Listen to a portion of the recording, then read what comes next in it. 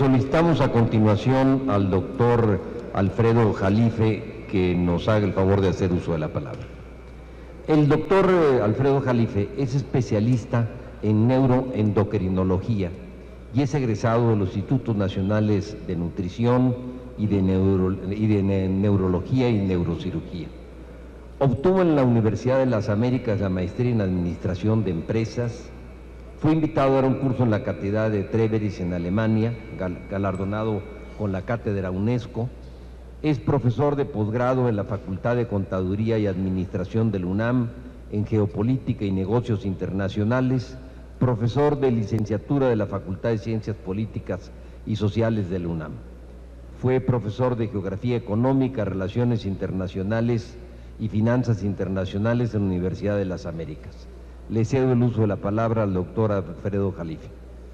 Muy amable, senador Labastida, agradezco la invitación del Senado de la República y antes de abordar mi tema quisiera recordar qué quiere decir la palabra república, que obviamente representan ustedes los senadores. Viene de res pública, es decir, la cosa pública y no la cosa privada. Es decir, ustedes están ungidos de la preservación de los derechos y obligaciones a nivel público, no a nivel privado, porque aquí, honestamente, he estado oyendo ponencias que parecen más bien que estamos en una empresa transnacional más. Bueno, dicho esto, la reforma calderonista peca de reduccionismo fiscalista neoliberal y ostenta como defecto principal la evasión de la brújula geoestratégica al desconectarse cándidamente de la realidad internacional y su nueva correlación de fuerzas, es decir, la severa crisis financiera del G7 y la OTAN, el desmoronamiento del neoliberalismo global, la decadencia de Estados Unidos y, sobre todo, el eludir la geopolítica contemporánea, el incipiente orden multipolar y el nuevo orden geoenergético mundial. Mercantilmente vinculada al proyecto estadounidense del tripartita ASPAN, al que ya se refirió extensamente Manuel Bartlett, el doctor Manuel Bartlett, la reforma calderonista forma parte de la caduca globalización petrolera controlada por las vetustas 7 hermanas privadas anglosajonas, desfasada y en contra de las nuevas corrientes de la historia.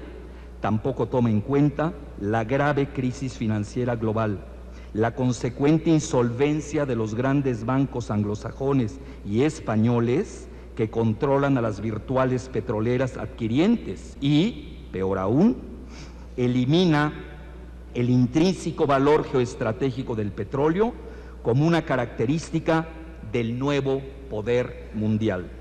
Así como hasta 1971 el patrón oro significó el barómetro de la economía mundial, hoy, de facto, el patrón es el oro negro.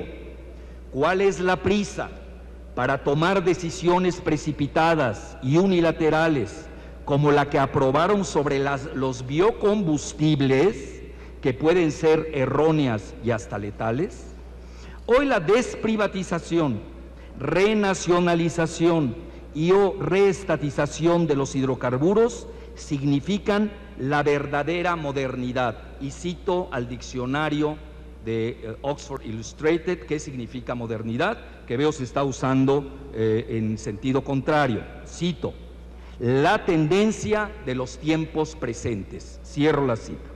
En el reciente 11º Foro Internacional de Energía celebrado en Roma, se asentó que los estados nacionales poseen ya el 95% de las reservas mundiales. Repito, 95% de las reservas mundiales de hidrocarburos frente al desplome a un 5% de las transnacionales privadas, primordialmente anglosajonas, tendencia que epitomiza exquisitamente ExxonMobil, la primera transnacional privada mundial que, pese a la obtención de los mayores ingresos de su historia, ha declinado su cotización bursátil debido tanto a su baja productividad como al desplome de sus reservas mundiales.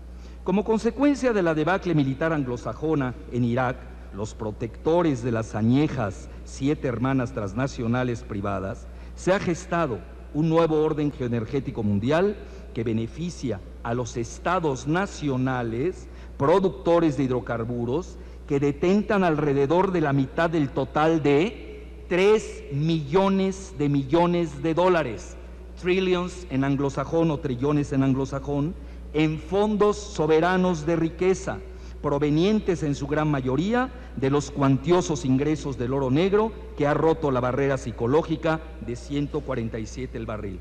Recuerdo que el mayor negocio lícito, no estoy hablando de negocios ilícitos, el mayor negocio lícito del planeta son los hidrocarburos, que arrojaron el año pasado más de 4 millones de dólares.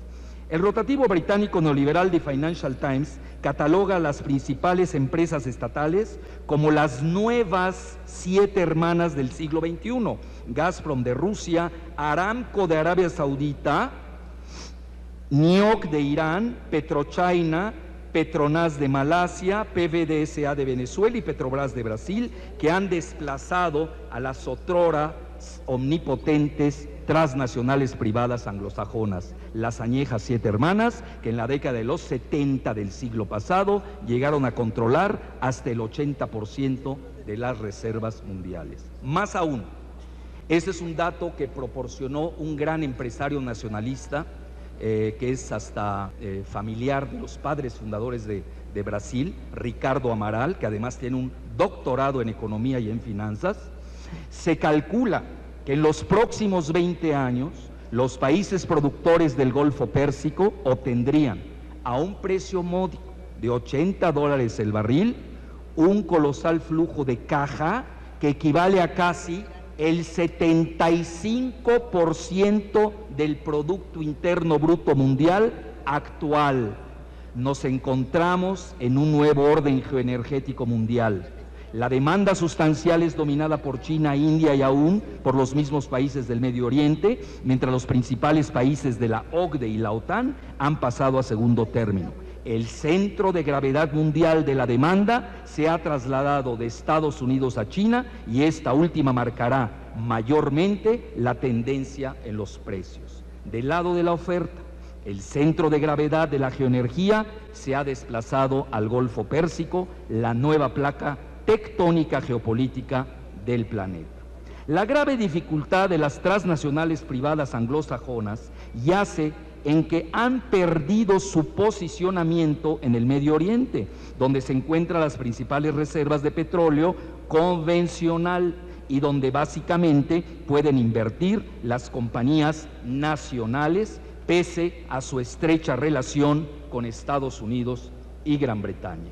Fatih Birol, economista en jefe de la Agencia Internacional de Energía con sede en París, sentencia que, cito, aunque las transnacionales privadas puedan poseer el capital y la tecnología, no tienen acceso a las reservas, se cierra la cita, de los principales productores del mundo, que son los estados nacionales como Rusia, Arabia Saudita, Irán, Venezuela, etcétera, etcétera, quienes poseen inmensas cantidades recuperables de hidrocarburos y han optado por una política moderada de producción a sabiendas del valor geoestratégico de sus reservas, que prefieren legar como riqueza a sus generaciones futuras. En la fase de reajuste del nuevo orden geoenergético global, se gana más conservando las reservas, que son monetizables, que despilfarrándolas mediante una producción desbrújulada. Se desprende que en el nuevo orden geoenergético mundial el problema no es de inversiones foráneas ni de tecnología finalmente alquilables, sino geopolítico y catastral. Además, que nadie desea incrementar psicóticamente la producción para no abaratar los precios. Arjun Murthy, gurú energético de Goldman Sachs, admite que los principales estados productores de hidrocarburos, cito, poseen suficiente capital, los fondos soberanos de riqueza, para desarrollar su propia industria energética. Con altos precios no necesitan capital occidental. Cierro la cita, Barron's, del 9 de julio de este año. Cuando las transnacionales anglosajonas, en su plena decadencia, para no decir extinción en los próximos 10 años, y esto lo dice el Financial Times, tienden a su integración vertical, Pemex plantea su desintegración holística y pretende entregar una parte sustancial de sus actividades hiperrentables en refinación y petroquímica, ya no se diga su infraestructura de oleoductos y sus reservas en aguas profundas, a sus competidores globales. Se pretende decretar así la impotencia creativa y o la pulverización silenciosa y oficiosa de Pemex frente a sus competidores globales, léase la española Repsol, de menor ranking y carente de tecnología de punta. Recuerdo el último ranking de la revista Fortune, donde aparecen las 500 principales empresas globales. Pemex aparece en el lugar 42 y Repsol en el 92. Resulta ahora que los patos le disparan a las escopetas. No se puede soslayar que el desmantelamiento de Pemex inició con la liberalización parcial del gas, el síndrome Iberdrola. A nuestro humilde entender, el gas sería de mayor relevancia en el futuro cercano que el mismo petróleo, debido a su menor contaminación y a su mejor capacidad energética en igualdad de condiciones. Tal parece que la reforma calderonista no se ha enterado de la guerra de los oleoductos en el Cáucaso y Asia Central, que marca la importancia geopolítica de su transporte territorial, y donde la revista The Economist incluso dice que ahí se puede significar por esos gasoductos y oleoductos la Tercera Guerra Mundial. El inconveniente no solamente radica en la construcción de gasoductos, sino en los alcances geopolíticos, como sucedió cuando James Schlesinger Jr., primer secretario de Energía de Estados Unidos en la administración Carter, por cierto, exdirector de la CIA y exsecretario de Defensa, prefirió el gas canadiense y dejó al gobierno de López Portillo, donde recuerdo figuraba nada menos que Jesús Reyes Heroles Sr. como secretario de Gobernación, colgado de la brocha con las llaves en la mano del gasoducto Cactus Reynosa. Hoy México quema en forma esquizofrénica su gas en el sur y lo importa del norte, mientras concede más de la cuarta parte de su control a España, país que, por cierto, carece prácticamente de hidrocarburos. Tampoco se puede soslayar que la reforma calderonista constituye un eslabón más de avanzada en la aplicación fehaciente de varios planes neoliberales promovidos por Estados Unidos. El documento de captura energética de México, Los Nuevos Horizontes, The New Horizons, publicado en septiembre de 2001, un año inolvidable, por el Centro Estratégico de Estudios Internacionales, con sede en Georgetown, Washington, donde aparece la rúbrica de Jesús Reyes Heroles Jr., además de la Universidad de Austin, del ITAM y del SIDAC, una entidad fantasmagórica. El documento Los Nuevos Horizontes contó con el apoyo del influyente Consejo de Relaciones Exteriores con sede en Nueva York y luego se expandió mediante el Consejo de Competitividad de América del Norte, que privatiza la integración energética tripartita con el apoyo local del CIDE. Recuerdo el ranking de competitividad. Estados Unidos tiene el primer lugar mundial y México acaba de derrumbarse al 56. ¿Cómo podemos nosotros hablar de competitividad entre desiguales? Llama la atención que la UNAM, mi universidad, la máxima universidad de México y Latinoamérica, que ni es instituto como el ITAM, ni centro como el CIDE, no haya sido invitada a escudriñar el documento Los Nuevos Horizontes. 5 años más tarde se concretan Los Nuevos Horizontes con el ASPAN. El 23 de marzo del 2005, en Waco, Texas, que los mandatarios Bush de Estados Unidos, Martin de Canadá y Fox de México celebran un acuerdo a espaldas del Congreso y de la Nación. 3 años más tarde al ASPAN emerge la reforma calderonista y lo que se nacionalizó a un poco más de $2 el barril. 70 años más tarde se pretende desnacionalizar cuando el barril ha alcanzado $147.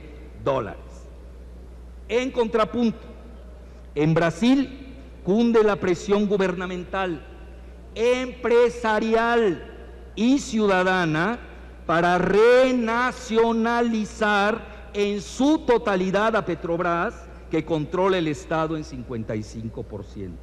Edison Lobao, ministro de Minas y Energía, afirmó la semana pasada que algunos bloques licitados en el pasado por la Agencia Nacional de Petróleo, Gas y Biocombustibles, la ANP, serán, cito, retomados por el Estado a causa del retraso del cronograma de exploración, cierro la cita, debido a la escasez de plataformas perforadoras y navíos sonda en aguas profundas. Sustentó que, cito, lo ideal es que Petrobras fuera 100% nacional, se cierra la cita, y agregó, abro la cita, en la actualidad el 60% de las acciones se negocian en una bolsa de valores y el 80% de ese total está en manos de los estadounidenses. No podemos entregar toda esta riqueza a un puñado de inversionistas. Se cierra la cita, Jornal O Estado de Sao Paulo, 15 de julio reciente. Una grave carencia de la reforma calderonista es que mediante su privatización tangencial se puede gratificar a las principales transnacionales violadoras de derechos humanos y devastadoras del medio ambiente.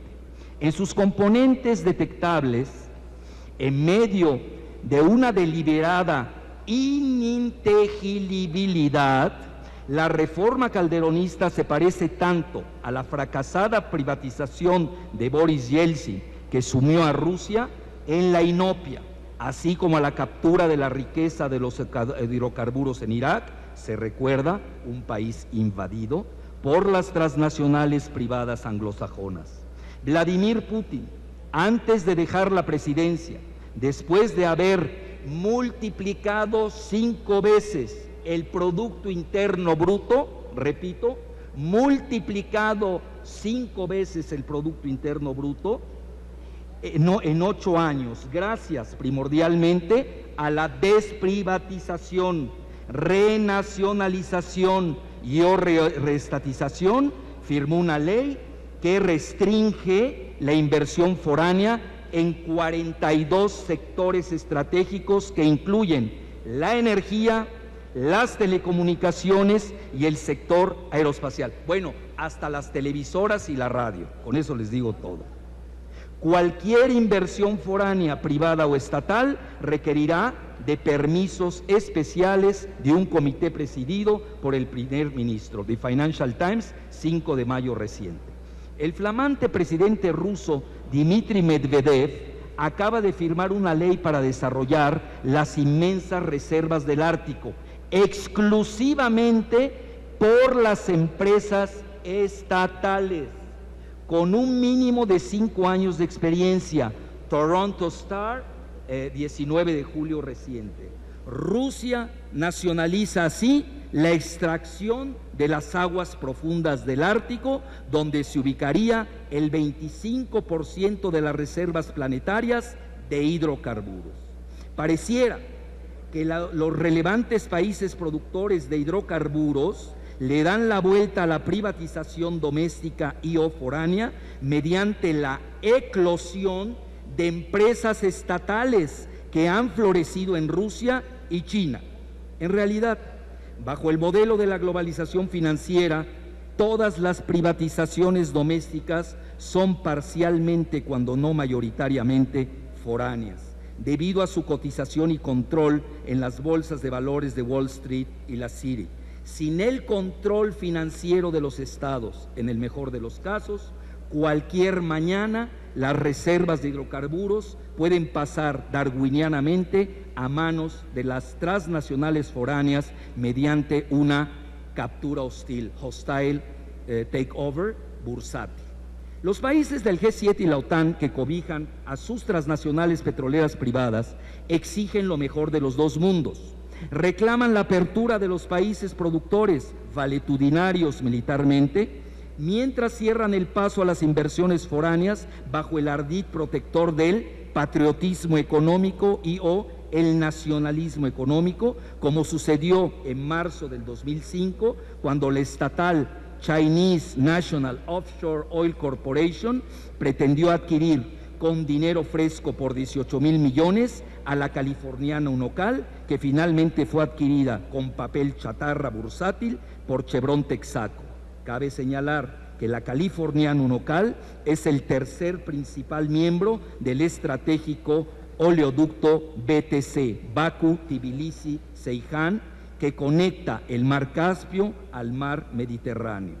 Es comprensible que Estados Unidos resguarde sus activos geoestratégicos en detrimento de triviales consideraciones mercantilistas.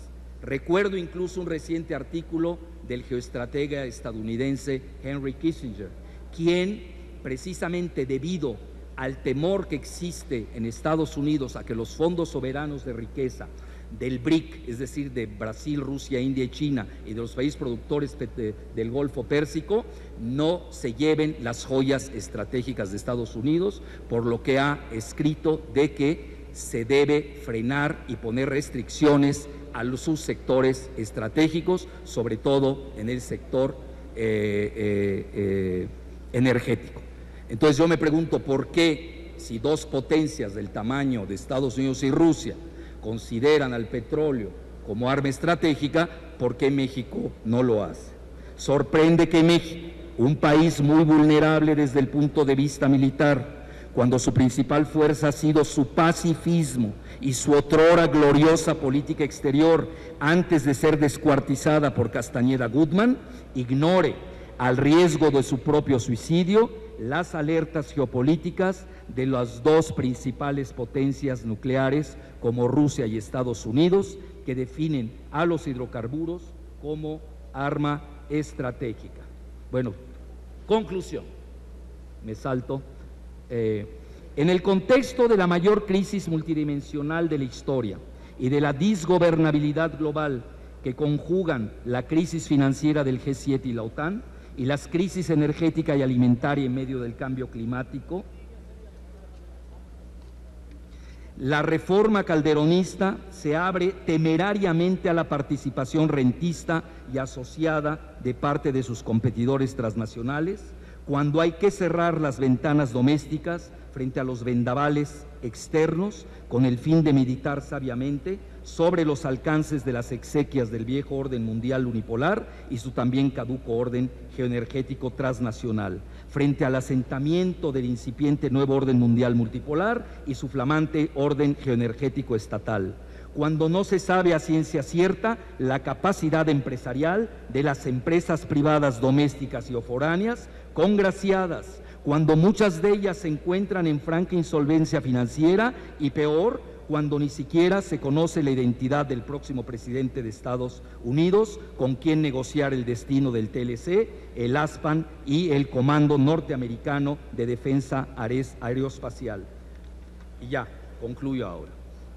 Cuando el Estado mexicano ha sido despojado de prácticamente todos sus sectores estratégicos, donde resalta la banca, la reforma calderonista exhibe perturbadores elementos balcanizadores al haber fracturado a la nación y parece desembocar en la dependencia energética foránea, en inversiones y tecnología. Aunque no viniese en la Constitución, por simple geoestrategia y seguridad nacional energética, el Congreso tiene la misión histórica de rechazar la reforma fiscalista neoliberal del Ejecutivo. Hoy, quien domina el petróleo, los alimentos y el agua, controla al mundo. Nosotros no deseamos dominar al mundo, pero tampoco queremos que nos controlen. Muchas gracias.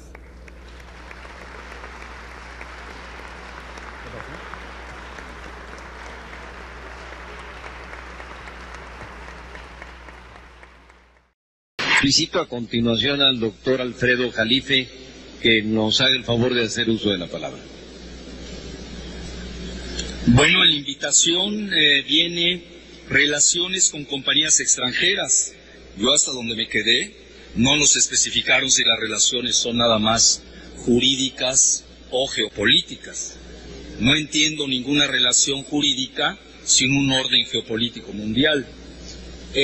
Luego me preocupa mucho que algunos, lo digo respetuosamente, verdaderamente sí están desconectados con la realidad, y les voy a citar al periódico portavoz del modelo neoliberal global, que es el Financial Times, y a su editor en jefe, el economista Martin Wolf, que dice que el modelo neoliberal global fue sepultado el 14 de marzo, le pone hasta fecha, el día que la Reserva Federal rescató a través de JP Morgan al banco quebrado Bear Stearns. Yo les recomiendo que hay que tener mayor cultura financiera global y no nada más eminentemente jurídica, pero muy reduccionista, porque yo también les recuerdo, yo vengo de un país de origen que tuvo la escuela de derecho más importante en el Imperio Romano, donde estaba nada menos que Papino y Ulpiano, que es la escuela de Beirut. Es decir, el orden jurídico es parte del modelo de la potencia dominante, al menos así nos los enseñaron los textos romanos y griegos. Pero eso no es lo más preocupante. Realmente pareciera que la dinámica, para centrarnos más, de la reforma calderonista haga de lado, por eso hice mucho hincapié en la geopolítica, que es el tema que aparentemente yo domino, y porque fui invitado por el FAP, por el Frente Amplio Progresista. Si no, no me hubieran invitado, si no sería un diálogo de un monólogo, de un solo lado. Entonces, en ese sentido, no podemos perder de vista la historia reciente de México. Es decir, Estados Unidos, y no es ningún secreto, lo dice abiertamente, desea los hidrocarburos de México. Ahí están documentos hasta el cansancio, no en esos términos. Incluso han dicho algunos que hasta el Pentágono ya está vigilando nuestros yacimientos. Pero más allá de eso, les recuerdo dos graves crisis financieras, la de López Portillo al final, con José Andrés de Oteiza, que precisamente para el rescate financiero, de ayuda muy entrecomillada, pues le venden el petróleo a las reservas estratégicas de Estados Unidos directamente, lo cual inicia esta dinámica en la que hemos caído el día de hoy. Y la segunda es el rescate famoso de Clinton, con la quiebra financiera de la dupla Zedillo-Ortiz Martínez, que ustedes lo saben, no se pignoró la Guelaguetza, sino ahí lo que fue pignorado en el Banco de la Reserva de Nueva York, de la Reserva Federal, fueron los hidrocarburos. Luego, otro punto que ahora ya sí quiero hacer a nivel personal, como que la revista Fortune, en su clasificación de este año, se adelanta a muchas cosas. La primera es que ya no ponen a México en los países de refinación, sino nos colocan como un país minero extractor, es decir, un ballet parking de las transnacionales que sí se van a dedicar al valor agregado, que son las petroquímicas, la refinación, construcción de oleoductos, y ya no se diga la exploración, producción en aguas ultraprofundas.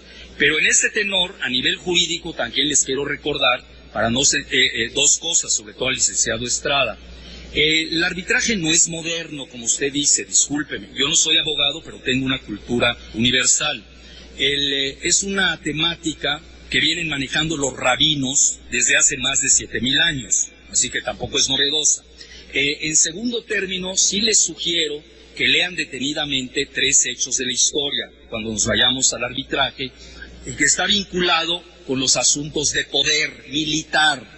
1, la guerra de los pasteles en México. 2, la confiscación literal de países como Marruecos en el siglo XIX, y lo más reciente es la confiscación de PDVSA y sus activos de Venezuela por ExxonMobil, que les recuerdo que parece ser aquí a nadie le importa la cuestión ambiental, pero ExxonMobil fue considerada por el Instituto de Economía de Política de Estados Unidos como la primera empresa de las 100 de mayor contaminadora en Estados Unidos. No me quiero imaginar lo que harían aquí en México. Entonces, en esta situación, yo creo que hay que revisar cuidadosamente lo que pasó en el juicio sin precedente, y esto lo dice toda la prensa anglosajona, contra PDVSA, que no solamente fue en un tribunal, fue en 4 tribunales, uno en Manhattan, otro en Londres, otro en las Antillas holandesas y otro en Holanda, y están pidiendo lo mismo, pero 4 veces, porque son 4 juicios. Así como las Torres Gemelas se cobraron el doble seguro porque comentaban que eran gemelas, entonces el cobro del seguro fue también gemelo. Yo creo que hay que ser más cuidadosos y ser menos ligeros, y también optar por ver, sobre todo, las repercusiones de poder y de geopolítica a nivel mundial. Y por último, como propuestas rápidas, pues no hay tiempo para ir, pero sí quiero ser propositivo. 1, recursos de dinero sobran. Banjico tiene cerca de 90,000 millones de dólares, que equivalen en proporción del PIB a 20 veces las divisas que tiene Estados Unidos. No veo por qué no podamos nosotros usar 30,000 millones de dólares de esos 90,000, que además provienen en gran medida de los hidrocarburos, para construir una refinería en cada estado productor, es decir, en Tamaulipas, en Veracruz, en Tabasco, en Campeche y en Chiapas. Segunda propuesta, no podemos entender hoy que desde el punto de vista de la geopolítica de los hidrocarburos, las geofinanzas y la geoeconomía. Si ustedes estudian bien a una empresa como ExxonMobil, usted se va a dar cuenta que sus activos principales los tiene la banca transnacional. Es urgente crear una banca nacional y sobre todo una banca de inversiones que estimule los créditos a Pemex. Muchas gracias. El turno le corresponde al doctor Alfredo Jalife. Muchas gracias.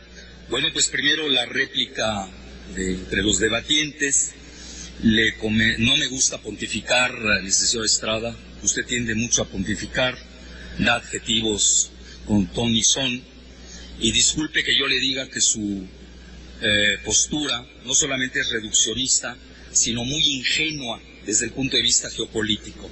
Le voy a recordar que el 27 de diciembre de 1938, Cordell Hull anuncia en forma oficial que el único recurso que le queda a Estados Unidos para solucionar el conflicto petrolero después de la nacionalización era recurrir al arbitraje internacional. Fue rechazado por el presidente Cárdenas, por la Cámara de Diputados y el Senado este arbitraje internacional, lo cual tira de tajo su postura de que es la panacea para resolver el asunto de la copropiedad entre las empresas anfitrionas y la del extranjero. Hay un punto que se tocó que es medular, que es la tecnología. A nosotros, nuestros amigos brasileños de Petrobras, que son exitosos, que tienen la mayor tecnología de punta en aguas ultraprofundas, les preguntamos, bueno, ¿y cuánto de tiempo toma aprender tecnología en aguas profundas a un ingeniero?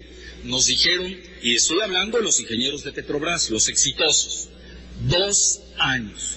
Entonces, senador Elizondo, si realmente tenemos el complejo de superioridad, que yo festejo, porque yo no tengo ningún complejo de inferioridad, yo creo, ¿por qué no les enseñamos a nuestros ingenieros mexicanos, en lugar de haber quitado los intensivos a la educación, por qué no usamos nuestras casas de estudio, incluyendo hasta el TEC de Monterrey, ahí no creo que vamos a nacionalizar el conocimiento, podemos poner a quien sea allá a crear con urgencia ingenieros que se dediquen a saber perforar en aguas profundas. Luego, en relación al tema de privatización, es cierto, tienen razón, por eso hasta Aguilar Camín, que no sabe nada de finanzas y menos de petróleo, desmontó lo de la privatización, que ahora el Liceo Bartlett tiene razón.